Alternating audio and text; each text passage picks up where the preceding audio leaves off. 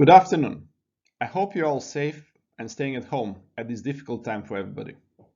Welcome to our webinar on COVID-19 and the potential impacts for telecom providers.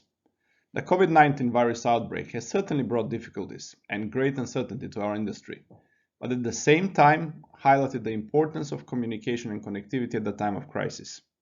Governments, ordinary workers, and school children now more than ever depend on our broadband connectivity to function, work, and study.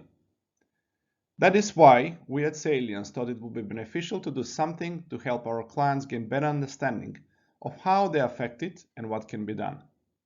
We brought together our team of experts who analyze the critical impacts and will provide their thoughts and directions on how to plan pre-pandemic, what to do during the pandemic, and how to recover after the pandemic has passed.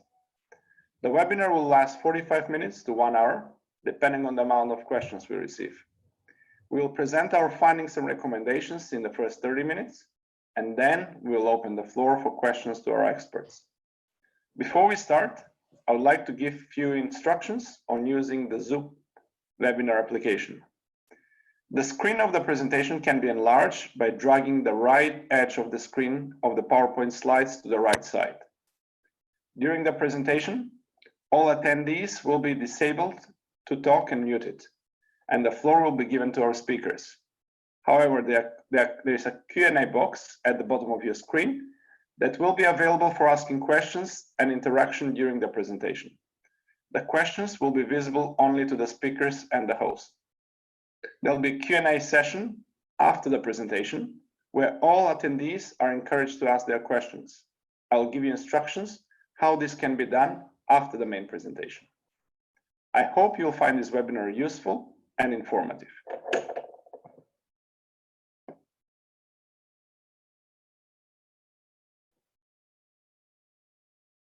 I will start by introducing today's presenters. We have two distinguished Salience experts and one guest speaker for today. Jan van Ries is our technology expert. He has spent 35 years of his life in the telecoms industry, covering all aspects of fixed and mobile networks. He supports telecom operators, regulators, and international bodies on issues ranging from 5G strategy for very developed markets to very basic but nevertheless critical issues on how to connect rural parts of, say, islands in the Pacific Ocean. He has worked on every single continent and is one of the most passionate people about technology I have ever met. Jan is joining us from his home in Netherlands today. Dr. Liz Cargill is our risk and revenue assurance expert with over 25 years of telecom experience encompassing senior positions at Ooredoo Group, Cable & Wireless, and T-Mobile UK, as well as advisory roles for telecom giants Vodafone and British Telecom. He is also a steering member of the Risk and Assurance Group, a non-profit organization that provides advice and guidance to telecom service providers in the areas of enterprise risk management. Dr. Lee is joining us from Oman today. Our guest speaker for today's session is Mark Trudeau, who is founder and CEO of OpenVault, a US-based company that is analyzing broadband usage trends and helping explain how the landscape is shifting for all of us, including the implications of that to the telecom industry. He has a long history of leading technology companies, and he also served as a CEO of Ventrac, a private equity-based provider of software-based analytics for the telecom industry. Mark is joining us from his home base in the US today. I would like to welcome all three speakers, and I would like to personally thank them for their contributions in organizing this webinar. The coronavirus is today affecting the whole globe. We are all sitting in different countries, but we are all facing similar lockdown measures and trying to understand when and how will this end. Managing uncertainty is not something that people are used to, but it is exactly what we are facing now. If you look at the main graphics, we have been presented different scenarios of what it might happen. The red curve is the worst case scenario, a scenario that crashes the system down and something that most countries are avoiding now by implementing social distancing that hopefully will flatten the curve, therefore moving us to the green curve. You could see on the graph and on the right where some example countries are sitting at the moment. China and South Korea are post-pandemic and life returning to normal. We have Italy, which we believe has passed the peak and will soon start to recover. And we have US, where things start to get worse before they start getting better. I'm today in Spain, a country which at the moment is at the peak of the outbreak. And of course, there is another scenario, which is shown with the blue curve on the picture, a possibility of second wave of infections when the lockdowns are lifted. So understanding where each country sits gives some perspective of how long telecom companies have to either prepare, ride the pandemic wave, or whether they should be looking for recovery options. And we have segmented our recommendations in exactly those three categories. We'll first discuss the planning stage, for which some countries had only weeks to prepare, where others had few months, even that it is questionable whether more could have been done. We are then to discuss the telecom operations during lockdown. And last, we are to cover the recovery stage, i.e. what you can do when the pandemic has passed and you need to adjust and prepare better for the future. I would like at this stage to hand over to Jan, who will take you further into the material we prepared.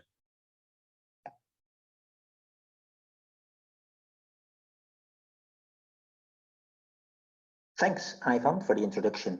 My name is Jan van Wees, and I'll take you through the more technical aspects of the pre-pandemic phase. Last-minute upgrades at critical locations, good fixed broadband connectivity at the hospitals, primary healthcare centers, and other key locations is of critical importance during the pandemic phase. In the pre-pandemic phase, it's still possible to provide last-minute fiber optic connections and upgrade the bandwidth. In countries like Indonesia, we have observed special actions by the incumbent telco to provide additional fiber optic connectivity to the emergency hospital. Also, cells on wheels have been brought into position at those locations where high mobile broadband traffic is to be anticipated, like main hospitals, temporary hospitals, or other facilities assigned to host a large number of patients. Backhaul capacity rebalancing and removing bottlenecks. In many countries, full or partial lockdowns are applied to slow down and hopefully stop the spreading of the COVID-19 virus. As a consequence, there's a massive shift of traffic from the offices, schools, and universities, which suddenly shifts to the home. Work from home with a lot of video conferencing, online education for schools and universities, extensive use of online services, as well as increased use of video streaming and gaming, results in an increase of traffic from home. In countries with a high fixed broadband penetration, this traffic shifts to the residential fixed broadband network. In countries with a low fixed broadband penetration, the traffic shifts to the mobile networks, which might not be prepared for such a massive increase in traffic load. In many countries, the fixed broadband networks have been able to handle most of the surge in traffic, either as is or with minor backhaul capacity rebalancing. On mobile broadband networks, this is far more challenging. One of the options to increase the mobile broadband capacity at very short notice is additional spectrum in existing mobile frequency bands in which the mobile network operators already have radio equipment operational. In that case, adding capacity is mainly a matter of configuring additional spectrum in the same band on the same remote radio unit. Examples thereof are T-Mobile in the US using the 600 MHz spectrum of the other operators who didn't roll out in those areas yet, US Cellular being authorized by the FCC to use additional AWS-3 spectrum for 60 days, and fixed wireless access providers being allowed to use some 5.9 GHz spectrum. Also, in Oman, the TRA has assigned additional spectrum to the mobile operators for 60 days. These actions can be effective to provide a last-minute mobile broadband capacity upgrade using existing hardware already installed on the towers. Adjustment to operations. It's important to make sure the Network Operations Center remains operational also during the pandemic phase. Making sure NOC staff remains available is important. If a large percentage of NOC staff becomes ill at the same time, then operations will be affected. Therefore, in the pre-pandemic phase, large-scale remote access to the NOC should be arranged if that wasn't in place yet. VPNs for remote access should be tested. Laptops, PC, and large screens should be arranged or moved to the homes to facilitate part of the NOC staff to go into home isolation and work from home to assure staff availability during the main phase of the pandemic. If the NOC is dual location, then split the staff and isolate them from each other. Assure social distancing. High risk and not time critical field work should be stopped to reduce the risk of any outages given the increased dependency upon the telecommunication infrastructure with so many people working from home and learning from home. In coordination with the Government Emergency Agency, operating procedures and permits should be arranged to enable travel for key field staff to repair major outages. Also, arrange the same for key staff from vendors and contractors if they are required to assist with major repairs. Of course, make sure all the fuel tanks of backup generators are filled up beforehand, just in case.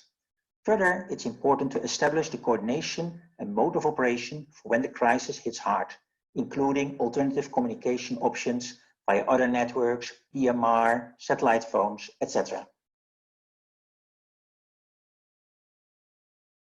Give more to your customers. Customers will have to adjust their way of life. Suddenly they have to work from home. The children have to attend school from home. University students have to study from home. And many other online services suddenly become very important to order products and to stay in contact. Customers welcome the gesture to increase the broadband speed, and we have observed such actions in different parts of the world.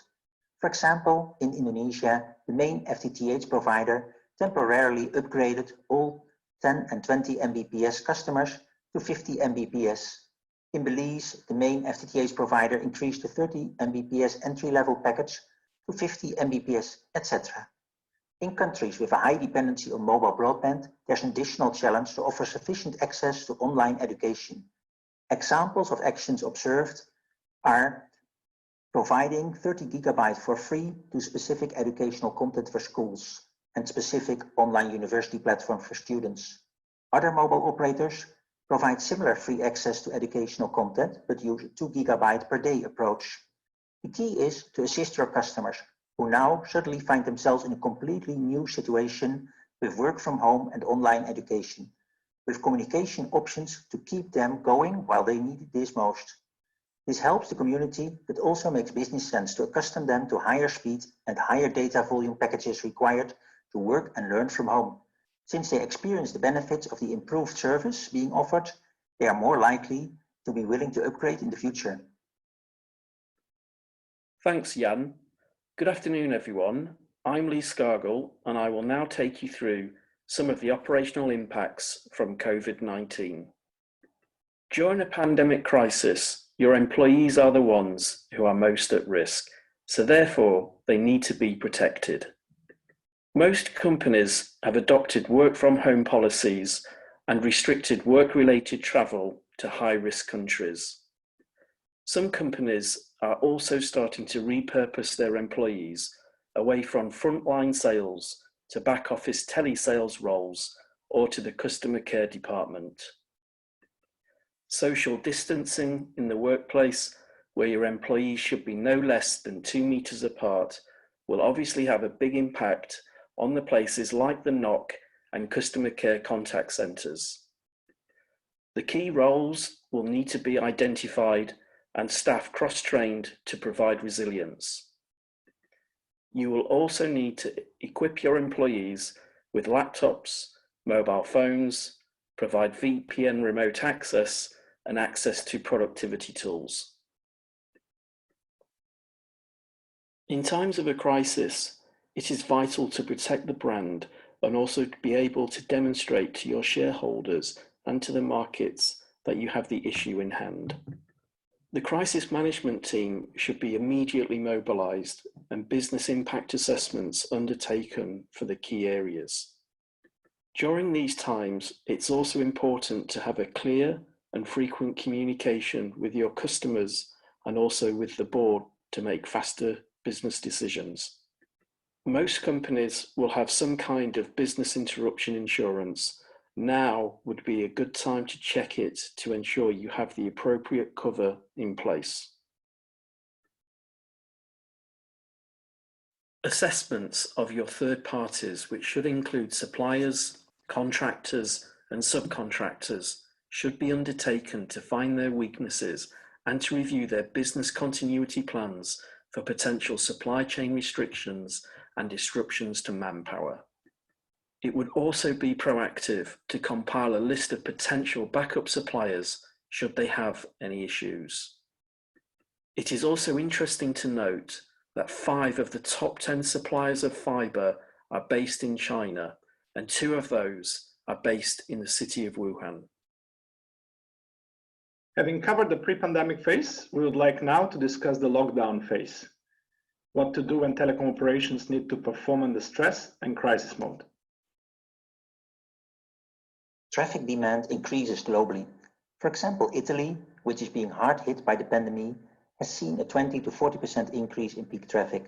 On the Milan Internet Exchange, the sudden increase in traffic level is clearly visible. The same applies to, for example, the Madrid Internet Exchange. Although traffic to specific content can increase much more, the overall impact of lockdowns and a sudden change to work from home and online education seems to be an increase of peak traffic of up to 40–50%. Gaming traffic increased during the COVID-19 outbreak. The release of a new, popular and free game, Call of Duty Warzone, did result in a sudden increase of traffic due to a massive number of downloads of updates of 25 GB and free new versions of 100 GB. The impact can be seen on a major internet exchange, such as the London Internet Exchange, and even more so on a regional internet exchange such as Manchester. In Italy, the lockdown and the release of the new game coincided. That implied that suddenly there were a lot of kids at home and the new popular and free 100 GB game had been released. So the game download traffic probably contributed significantly to the initial increase in traffic in Italy. In the US, Verizon also observed a strong increase in video gaming traffic since the imposed quarantine. Hi, this is Mark Trudeau. I'm CEO of OpenVault, and I'm here to discuss the impacts to broadband networks resulting from the changing subscriber usage behavior due to the COVID-19 pandemic. First, a quick background on OpenVault. We're a software solutions vendor that's been providing our solutions to the broadband industry since 2010. Located just outside of New York City in Hoboken, New Jersey, with decades of experience, we've been accessing data directly from broadband networks, representing millions of subscribers over about 150 operators globally since our inception. All of our solutions are cloud-based, focused on helping operators understand the usage behavior on the broadband networks of their subscribers, as well as providing a set of actionable solutions in the areas of network management, helping them get the most out of their available capacity, and also monetizing the growth on their broadband networks by helping to identify those subscribers that might be better served with faster bandwidth speeds based on their usage behavior and volume of usage. We've been particularly focused during this month of March on collecting data from operators across our customer base to better understand what kind of growth we're seeing in terms of usage on the networks, when that growth is occurring, what the trends are looking like, etc. So we've actually been collecting from hundreds of thousands of subscribers in some markets up to millions in other markets. And this data is a summary of those findings. And some of the high level observations are that we're seeing unprecedented growth, of course, in usage hitting these broadband networks. In particular, most of the growth is occurring during business hours, and that's consistent across every region of the world that we track. Peak hour usage, though, is also growing, which is, of course, one of the important things that operators need to pay attention to as they build their networks to support those peak usage times. Good news is that growth does seem to be leveling off in some of the regions. Other regions are continuing to see growth. So we'll be sharing some specific statistics for each of the regions here, giving you a better picture of what we're seeing on these broadband networks.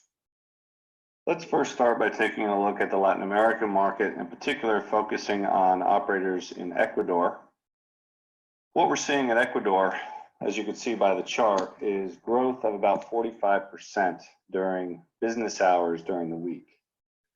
And that's probably the lowest growth rate that we're seeing throughout the regions that we cover in terms of weekday 9 to 5 usage. However, peak usage growth is very healthy as well at greater than 25% since the beginning of March. And you can see there the lines continue to be on the rise from the beginning of March to the latest full week of March that we have. One other interesting point here is if you see the curve flattening out from 3 p.m. really to the end of the day has become the new peak time, whereas prior to all the mitigation impacts of stay at home and social isolation, etc., you saw peak hours very well defined at 8, 9, 10 p.m. Now that seems to have stretched out to include peak hours now from 3 p.m. till it appears to be midnight in Latin America. Now to shift gears to the EMEA region, which includes data from both Germany and Cyprus. This region actually has experienced so far the largest growth in terms of weekday business hour usage, and that growth has exceeded now 70%. We also have seen peak usage growth grow at 28% since the beginning of March. Now you can see the lines, the black line and the blue line are overlapping, indicating that the last 2 weeks of March had very consistent usage. And you can see just what kind of growth we've experienced since the beginning of March. That's what we're seeing in the EMEA region.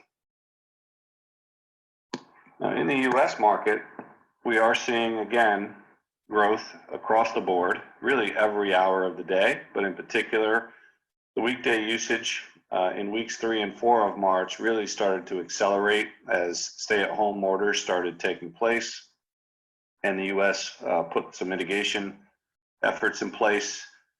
So from 9 to 5, greater than 55% growth thus far, and peak usage is also growing at greater than 20%, and you can see it's grown every single week since the beginning of March. So we're going to be keeping an eye on this data as well as data from the other regions as we continue to deal with this unprecedented crisis.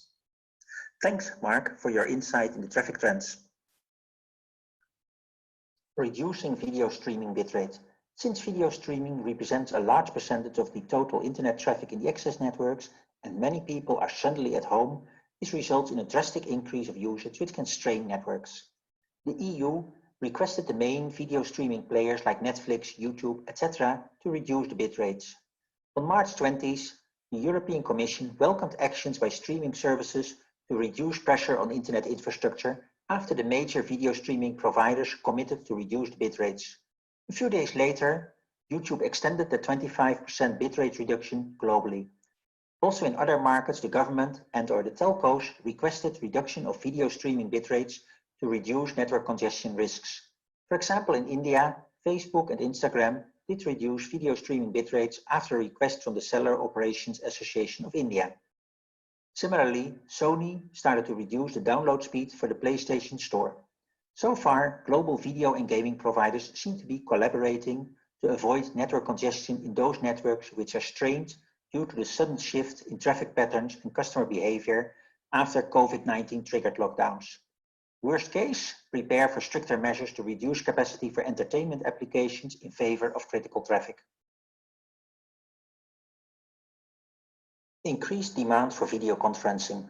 The sudden shift to work from home and online education does increase the demand for video conferencing and online education platforms. Most of these applications make use of cloud providers. Until now, the cloud providers seem to have been able to assign capacity there where needed. However, limitations might be approaching in the hard-hit regions. For example, Microsoft announced a 775% increase in the hard-hit Italian market and put prioritization rules in place due to COVID-19. Also, Zoom, a popular video conferencing tool, has seen a strong increase in traffic. So far, the cloud providers seem to have been able to provide the necessary cloud capacity, but with more countries going into lockdowns, this should be monitored closely. We are already starting to see regulators across the world telling service providers they need to provide service free of charge, in particular for local and national calls. It is highly likely that bad debt will increase over the next coming months, or customers asking to defer payments until after the crisis has ended.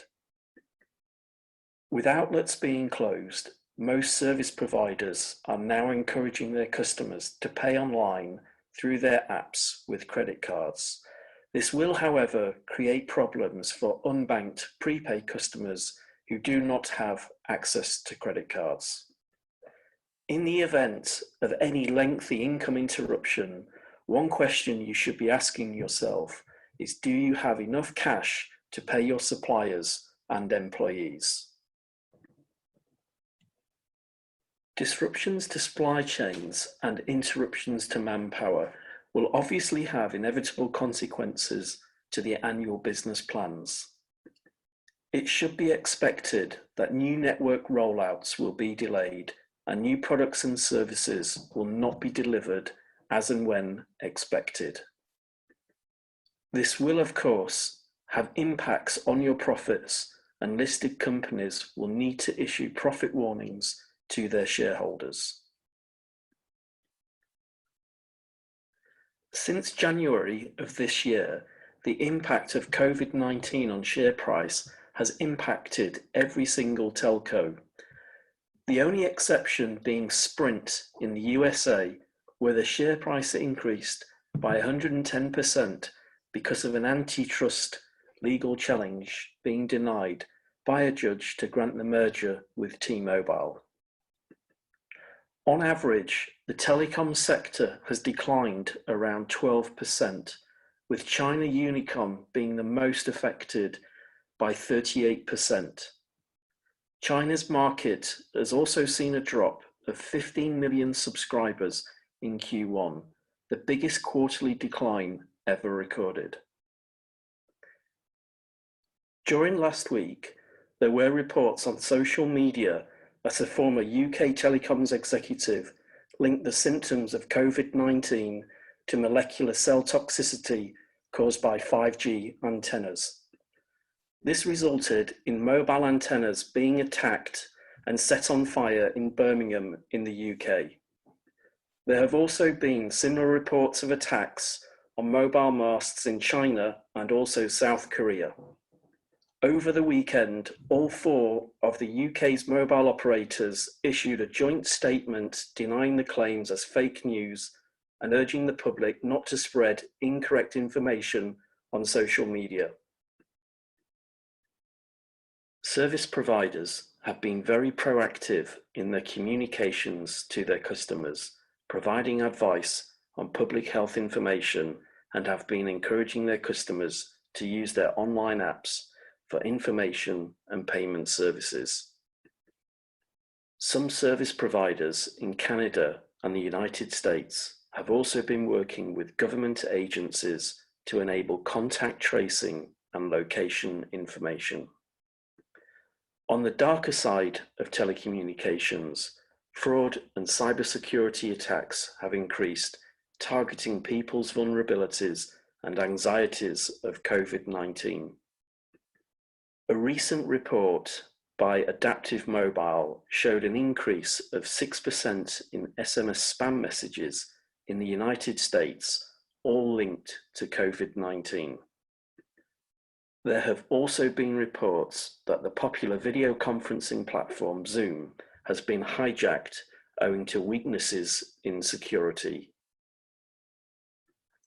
During the pandemic crisis, the UK government has predicted that somewhere between 50 to 80% of people will become infected with COVID-19. Assistance programs for those employees who become ill should be considered. Restrictions on contractors and visitors coming on premise should also be considered, especially to key locations such as the NOC. WHO pandemic guidelines on health and safety should be practiced at all times. During the pandemic crisis, your third-party suppliers may not be able to meet contractual obligations and may claim force majeure to avoid penalties. Restrictions on the movement of foreign labour force in and out of countries will also impact the supply of in-country services. Offshore support services and cloud-based solutions are likely to increase during these times. As COVID-19 continues to spread across the world, it is not just the supply of components and parts from China, but will impact supply chains all over the world. Lastly, hopefully with the worst days behind us, we need to learn from the experience and recover. Telecom companies might need to adjust their plans and investments to be able to continue doing their role and prepare in case something of similar nature happens again. Recovery period to be planned precautionary. The first recovery period might be followed by subsequent temporary lockdowns if there are second waves of virus breakout. Therefore, in the initial recovery phase, prioritization of new connections might be required. The pandemic phase will potentially reveal lack of connectivity and/or capacity that should be resolved as much as possible in the first recovery period. Also, the network bottlenecks identified should be addressed as well as any supply chain issues. Once a more sustained recovery starts to be on the horizon, a complete review of the investment plans and a realignment with the new situation might be required. For example, Proximus in Belgium already announced a shift towards an accelerated fiber-to-the-home deployment. An increased demand for fiber-to-the-home capable to support work from home and learning from home should be anticipated, while mobility of people might remain suppressed for a longer period. Also, the lessons learned should be used to update the emergency plans for future pandemic cases. After the pandemic crisis, it is likely that service providers will be forced to cut back on costs to compensate for their losses. We are likely to see reductions of non-essential staff and more employees permitted to work from home to improve resilience. With employees working from home, it will also give service providers an opportunity to downsize on expensive office costs and reduce space. We are also likely to see changes in customer behaviour after the pandemic crisis.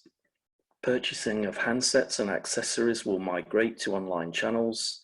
Dixons Carphone, the UK's largest smartphone retailer, announced the closure of all of their stores on March the 17th.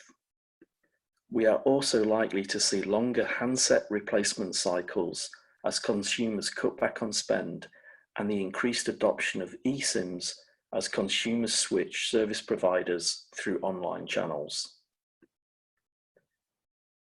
After the pandemic crisis, it is highly probable that the way the world operates will be fundamentally different.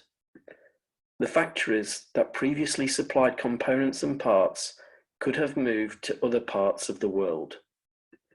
If that's closer to home, this could present an opportunity to improve the timeframes for supply and the shipping costs involved. If your suppliers can demonstrate they can support your business remotely during the pandemic, then they will be able to support you remotely in the future. This will provide an opportunity for you to renegotiate old contracts at reduced rates. And finally, there is also an opportunity to virtualize some of your suppliers' roles to reduce costs even further. Thanks for listening to the main part of the session. I would also like to mention that for any of our clients that are interested to gain more support, we offer 4 distinct services. The first service is focused on additional advice we could provide on all technical, operational, and commercial aspects during the pandemics. This is to help decision makers implement the right measures during the crisis. Second, third, and fourth service are related to the recovery phase. We can perform high-level or more detailed readiness assessment, which is audit of the readiness of the telco organization for pandemics or any similar disaster. It covers all technical bottlenecks discovery, operational continuity assessment, supply chain vulnerability assessment, enterprise risk management, and crisis management strategy. The third service is linked with the previous one and provides hands-on assistance to implement the recommendations during the assessment. Where the fourth service is dealing with any financial replanning that needs to be done so the future investments are focused to the new reality. For example, if more focus should be given to connecting schools program or connecting households with better internet. Any clients could contact us if there is interest in these services. On those notes, I would like to open the interactive part of the session where you could ask our experts questions, and we'll do our best to provide answers.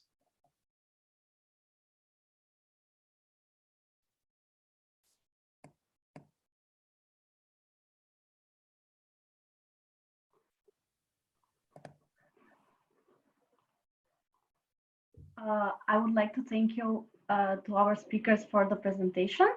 And now we'll continue with the questions and answer session. So I encourage all attendees to ask their questions by clicking on the raise hand button, which is placed at the bottom of your Zoom screens. The idea is to have an interactive session where you can ask your live questions and our experts can discuss on the topic and share their thoughts. The Q&A session will be limited for 20 minutes, but if you come up with a question after this presentation, you can send us an email on info@salience.ai. So I can see we have 2 hands raised, actually 3. Ivan, do you have someone? Let's start from the top. I mean, let's start with Eric. Okay, let's start from Eric Whitlock. Hi, Eric. Hi there. I had a question for Mark. What changes in broadband usage can be expected to be permanent, that is sustained after the crisis? Or are all these increases in usage purely temporary and usage will return back to a pre-crisis trend? Yeah, that's a great question. I actually believe that we're going to continue to see an increase in usage versus what we probably otherwise would have expected. I mean, even when folks go back to work and school, I think there's a whole new set of habits that have been created during the pandemic that will likely continue. And one of those areas happens to be, have resulted in a lot of, and you didn't see it in the charts, but a ton of upstream growth. And, you know, I think a lot of subscribers now have gotten used to video calling and the use of applications like this, like Zoom, that will continue post-pandemic. And as a result, I think we're gonna see levels of usage much higher than we otherwise would have expected for the foreseeable future. That would be my expectation. Good. So when we had you, Mark, I think there was a question by text saying, do you have any view from traffic for the MENA region? Because you were showing some other regions, so whether there was anything from MENA which you're monitoring now. Yeah, not statistically significant. So unless we have enough subscribers that we track in those regions, I'd rather not share that specific data. But hopefully at some point we will have enough where I'd feel comfortable sharing that. Just not currently. Okay, good. We have another question from Domagoj Jurjevic. Hope you hear me. Hello Yes, to everybody. I have just one comment and one question maybe for all the panelists. In terms of the comments, when we were saying about the income interruption, I think that the incomes related to roaming traffic in the countries that are quite reliant on tourism should be somehow stressed, because in the countries where there is a balance in the traffic, it would be okay, but in the country where I'm from, in terms of the wholesale and retail traffic, it is really the loss of the income that if we will not have a season, there is no any way to how to say to earn it in the other way. So that was just my comment. So if anybody can comment this issue. And the other, it was the question regarding the net neutrality rules in Europe. Do you think that the net neutrality rules will survive this COVID pandemic in terms of the possibility of throttling the traffic, the same groups of the traffic, but sometimes maybe for this quite special circumstance, maybe some other way of throttling of the traffic could be done as well. Thank you. Okay, maybe I can take the, happy to take the roaming issue. You're absolutely right. As worldwide travel grinds to a halt, we're going to see a reduction in roaming revenue. You will see increases in traffic for local and national calling, but not necessarily will the local and national calling translate into additional revenue. We are seeing some regulators around the world enforcing service providers to provide free of charge usage for local and national calling. Also, I believe Rogers have reduced roaming rates or pretty much scrapped roaming rates as well. And also the data caps as well have been lifted in some service providers in some countries. Okay, maybe I can jump into the net neutrality question. Yeah, I know for the European context that there was a strong emphasis on maintaining basically net neutrality. So operators are allowed to put all kinds of measures in place to manage the traffic, but still they have to adhere to the net neutrality principles. Yeah? Although extreme cases could justify a more extreme measure, but in general, the fixed broadband networks have kept themselves reasonably fine, and the video streaming players voluntarily reduced their bit rates. They were requested to do so, but they also did so without action on the operator side. The Netflixes of this world reduced it on their end. Okay, thank you. I think we've got a raised hand by Alexander as well. Yes, that's correct. Alexander? Hi. Hi. I would like to ask what should service providers be doing to protect their brand against COVID-19? Okay, I can take this one. Well, I think at times like this, you have to demonstrate to your shareholders and also to the markets that you have the issue in hand. So you need to have a good crisis management team in place. You have to have clear communication with your customers, explaining what you're doing about it, and also to have, again, clear communication and frequent communication with your board to make quicker business decisions as well. Maybe to add a bit to what Lee is telling, what we also have seen from the operator side is proactive actions to help the customers. And so the customers are at home at the moment. The kids need access to educational content. So we have seen in several countries that either the fixed broadband speeds have been increased or even special packages have been introduced to allow mobile access to the educational side only. So they cannot stream all kind of video content, but they can access the educational content and get 30 gigabytes additional to do so, or 2 gigabytes per day. So they show measures from, okay, the operator understands the customer and tries to help them in the current conditions to make use of the telecom service as much as possible, even with free access. Yeah, I would add a couple more things there. I think that operators, even before this pandemic, had largely prepared for this in many ways by creating headroom in the capacity availability on their networks. We haven't seen any networks really struggling too much to deal with the growth in usage. And fortunately, the most of the usage is occurring during the day, as you saw in the charts that I put up. And that is still not approaching what was traditionally peak time. So the operator networks were largely prepared for an increase in growth. I would say that they've probably seen 1 year's worth of growth here just in the past few weeks, but the networks were largely ready for it. And then to piggyback on what the others have said, I think that one of the things that subscribers, I think, are seeing, number one, is that because of the new habits that are going on inside their home, multiple streaming videos going on at once, gaming, etc., they simply might not be provisioned at a high enough speed anymore. It doesn't mean that the network can't support the traffic. It's simply that, you know, they might need a bigger pipe going into their home. And I think that I give a lot of credit to the operators for stepping up. And as was said, they're very proactive. Many of them actually automatically bumping up subscriber speeds, just simply knowing that they're going to need it. Now, what does that do? It prevents phone calls into customer care, it prevents unnecessary truck rolls and field techs having to go out into the field, et cetera. So I think the operators have a great opportunity. I hate to say that during a crisis, but I think they've done a great job actually of being very proactive and truly being that lifeline for subscribers.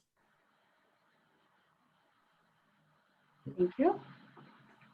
We have a question in the Q&A box from Ruchi saying, rather than increasing speed, is there any other way operators can support their customers in this lockdown situation? Well, again, I think that you know, data caps and the like are you know, being relaxed and increased, either increased or relaxed completely. And we know that, you know, unlike some other regions, in the US in particular, data caps and things like usage-based billing, even on the fixed broadband side, have become very popular. And operators very quickly relaxed those data caps and basically said, use as much as you want, as much as you can, as much as you need, without worrying about extra charges. So it goes beyond just an increase in bandwidth. I think they're really helping economically, as well as forgiving or ignoring really bad debt and payment issues right now from subscribers. So I think there are a number of measures they've taken to be very subscriber friendly. Thank you. I will give the floor to Gokhan. He sent several questions to the Q&A box. Hi. Hi. Out of this situation quickly. My first question, there are two questions related to 5G actually. In Europe, many of the operators across the world, actually, many operators are deploying 5G for both mobile and home broadband usage. And I wonder, did the 5G made the performance of 5G was as expected in terms of sales as well? And the second question is, of course, considering the reduction of the capex refarming of the organizations and operators, basically, shall we expect the investment in 5G, which is quite expensive across the world, I believe, where we all suffer to justify it when it comes to the business case? Shall we expect delays, which will be shifting to 2021 and 2022? Thank you. Okay, let me take that. Well, let's start with the last part of your question. Yeah, will we see delays in 5G? It seems to be likely that there will be some delays, not so much because of supply side issues, but more because a number of the auctions have been postponed. Yeah, countries like Spain and 3-4 other countries have basically delayed the auction of spectrum. So those spectrum auctions delay will absolutely cause delay of 5G deployment in those countries. I think for the impact of 5G in a crisis period, it was still too early. Yeah, there are not that many 5G customers yet. In many of the markets where 5G has been deployed, most of the traffic actually happened on the fixed network, while countries which have, let's say, low fixed broadband penetration, they would benefit more from the 5G part. Still, 5G makes a lot of sense because it lowers the cost per gigabyte. So as soon as traffic continues to grow, and it's very likely that the impact of this whole coronavirus pandemic will be an increased dependency on broadband. So that means delivering more broadband at a lower cost still provides an excellent business case for 5G, even though mobility might be a little bit restrained for the next period until situation goes back to a more normal case. Thank you, Jan. I would like to add on something. I mean, 5G is quite topical these days for right or wrong reasons, but I think we should not forget that, you know, there's about 2 to 3 billion people in the world which are still not connected to the internet. So 5G is usually an add-on to very developed nations where, you know, there's a boost of capacity, but we do have a universal connectivity problem with, you know, those 2 to 3 billion people which are not connected. So let's not forget about those, right? That's where the investment, I think, should be also going. Okay, sorry, Mila. It's okay. Oh, we have another question from Abdullah Jasmi, saying, as all of current used online applications are based on USA, do you see that in future such digital economy will be shifted to multiple countries in the world? How the security and people privacy can be assured?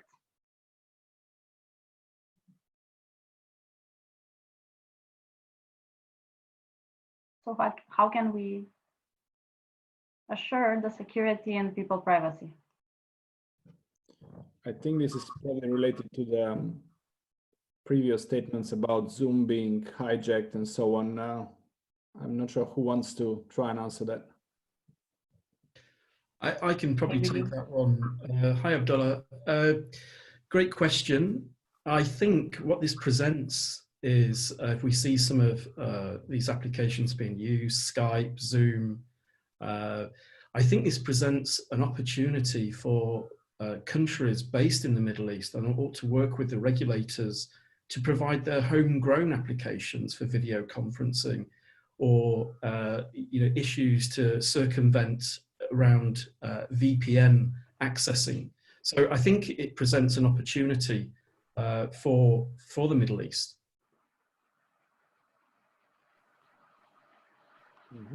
Thank you. We have a question for Jan from Eric. Besides requesting lower bitrate transmission, what other actions have governments undertaken to expand coverage or capacity, or are there actions convinced of and initiated by operators themselves without government coordination? It's a kind of a mixed bag of situations. A lot of the operators responded by themselves, but of course also governments have been talking to the telcos.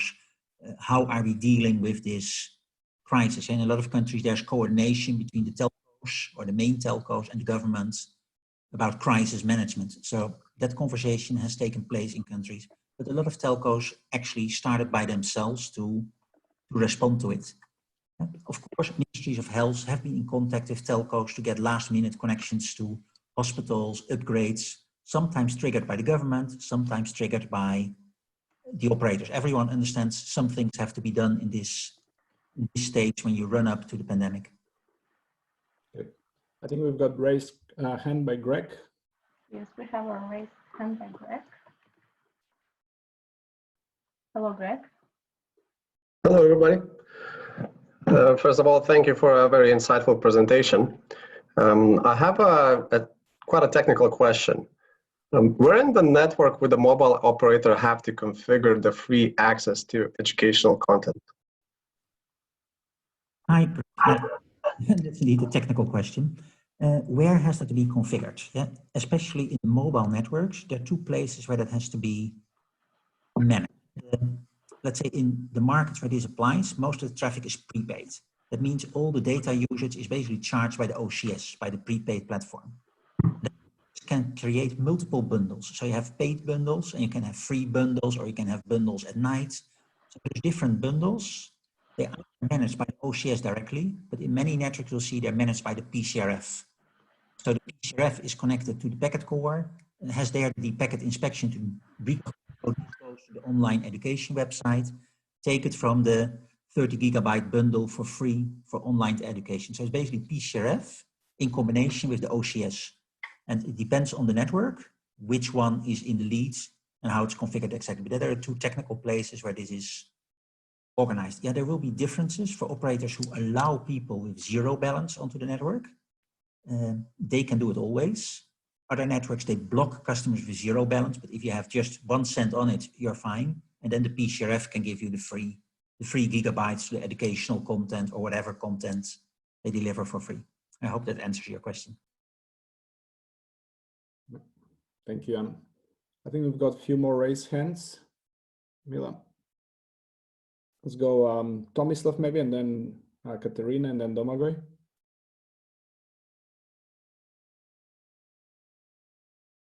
So hi everyone, I would like to ask you whether you guys think that the share prices will recover after the pandemic crisis has ended. Okay, I'm happy to take this one. I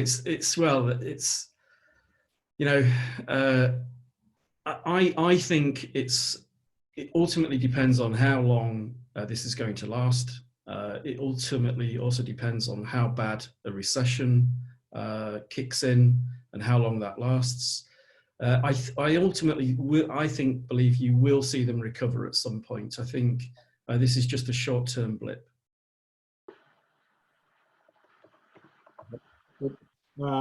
I think we give to Theodora because Domagoj has a second question, but first let's. Theodora. Hi. So I have a question. I think it is for Jan.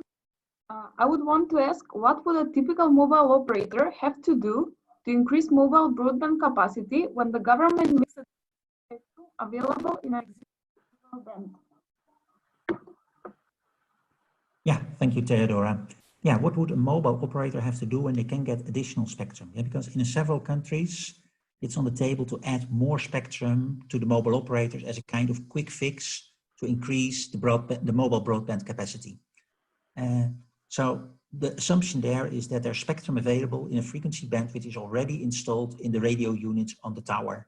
And so if an operator has, for instance, 10 megahertz in a particular mobile band and you give another 10, the only thing you have to do is to configure it as a new channel of 20 megahertz.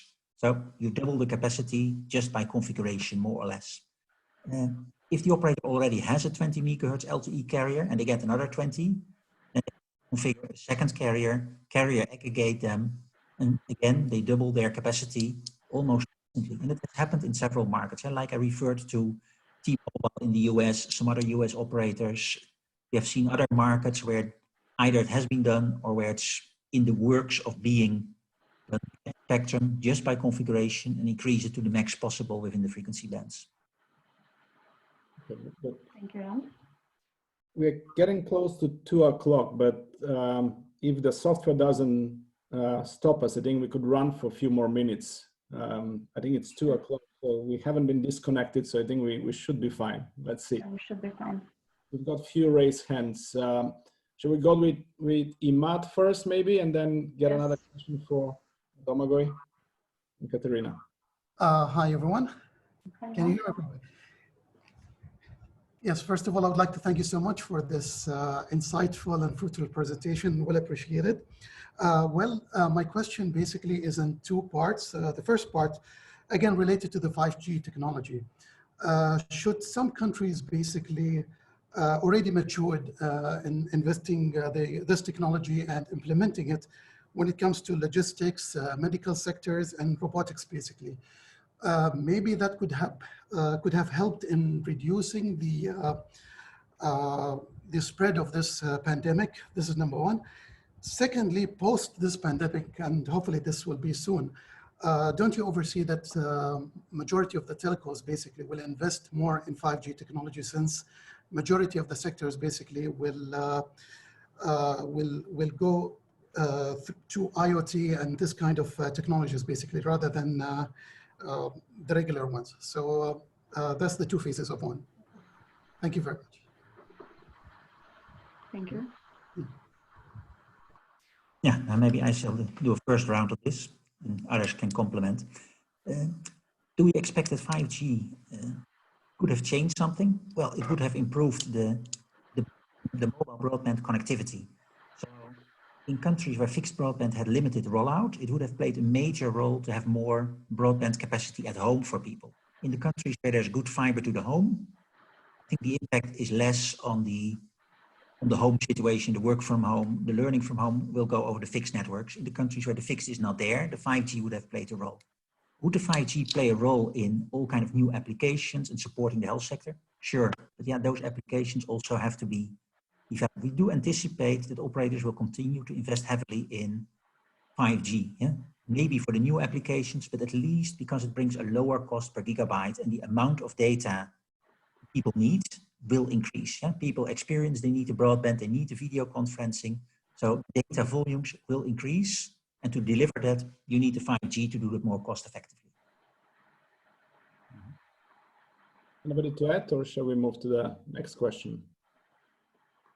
I'm happy to add in as well. I think what you will start to see more of is more work from home, just to improve resilience within teams. Now, people working from home, they're going to need some kind of type of connectivity, whether that's 5G, whether that's FTTH. I think it depends on which country you're in, your infrastructure which is already there, and what is the cheapest or the most effective, cost-effective way to deliver that. So I think there'll be some operators there making these decisions about, is it FTTH or is it 5G? Very good. I think there was a comment about robotics, and I think that would help. Obviously, if you have potential robots which are not getting affected doing things instead of people, you'll get less people being affected. So. Yeah, I think we saw that in China, where they had robots were delivering food to individual hotel rooms and medicine when people are in quarantine there. So yeah, there's definitely a role to play for robotics. Okay. Got another question from Domago and then Katerina. Okay. So thanks. Question for all or anyone who wants to answer this.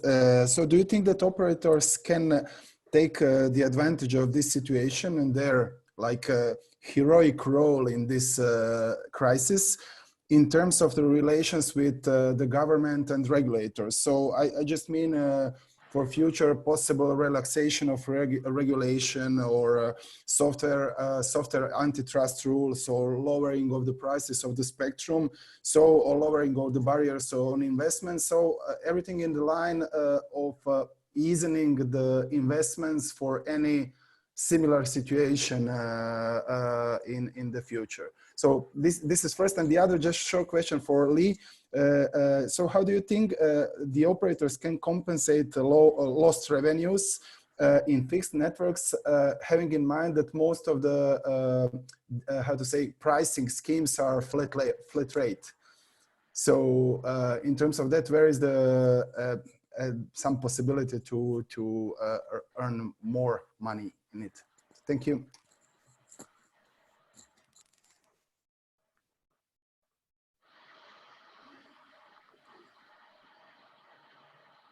Okay, I can answer the second part of that. It was, you were talking about cost cutting and where can operators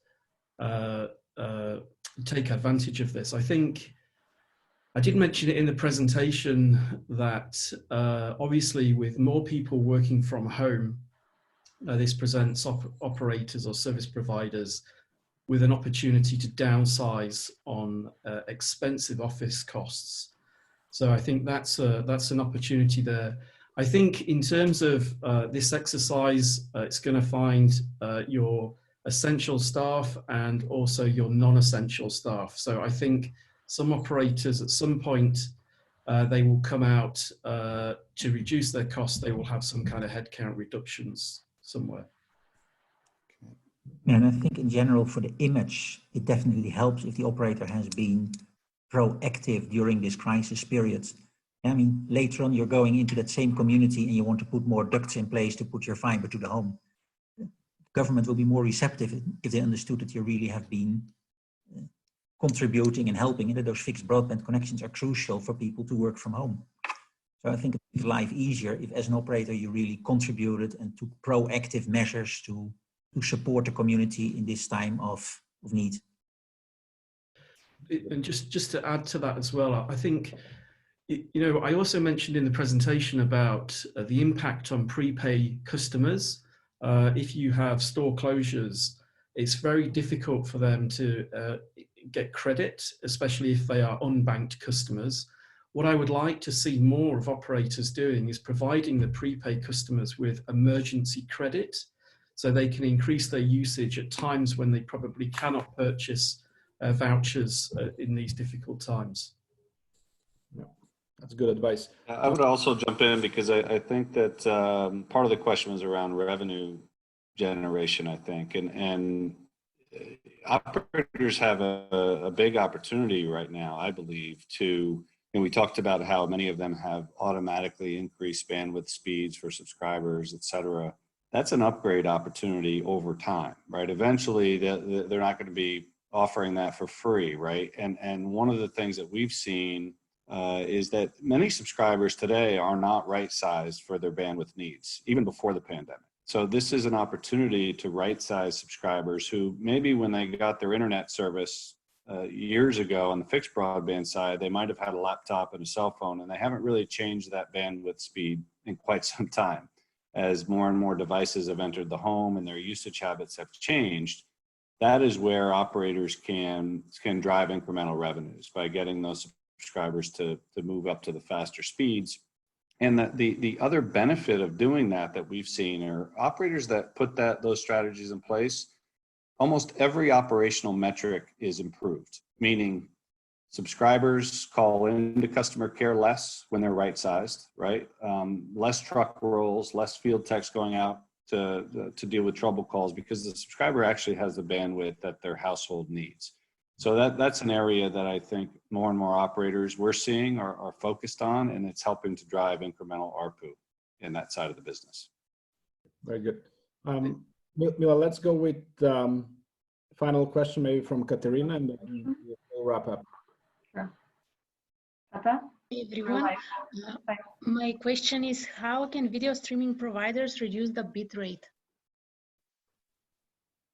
Okay, thanks for Jan. Thank you for the question. How can they reduce bit rates? There are several ways they have available. The first is, of course, the type of content. If they're streaming 4K TV, they might reduce that to HD TV. Or if they're streaming HD TV, they can reduce that to standard definition. So the difference in format is one way to reduce the bit rate. Also, within one and the same format, if you take an HD video stream, you can code it at 12 megabit, or you can code it at 6 megabit, or you can code it at a lower bit rate. So they can play around basically with which bit rates they deliver. And that's one side. The other side is that they're continuously improving the codecs they're using. And so, for instance, some of the video streaming providers started using a codec called AV1, a new codec which can decode the same quality at a lower bit rate. Activating such a codec on more of the content to help to have the same quality, but actually at a lower bit rate. And a mix of all those measures is what the streaming providers probably have used to the reduction in bitrate just as a kind of precautionary measure to. Okay, very good. Okay, just to wrap up, I mean, I hope the presentation was useful for everybody, and obviously we had very interesting interaction after the presentation. I think the discussion was very useful. We will wrap up now, but if anybody has additional questions, I mean, they could always send us an email on info@salience.consulting. We have the session recorded, so to all the registered participants, we'll send a link where they could listen again on the whole session. But I would like to thank the presenters, Jan and Lee and Mark. Thanks for joining, and you know, hopefully we'll have some additional questions, and you know, maybe after a month or so we could organize another one to see what happened, because this is quite topical discussion at the moment. But for today, I think that will be it. And thank you very much, everybody, for participating. Stay safe at home, and I'll see you soon. Thank you. Bye.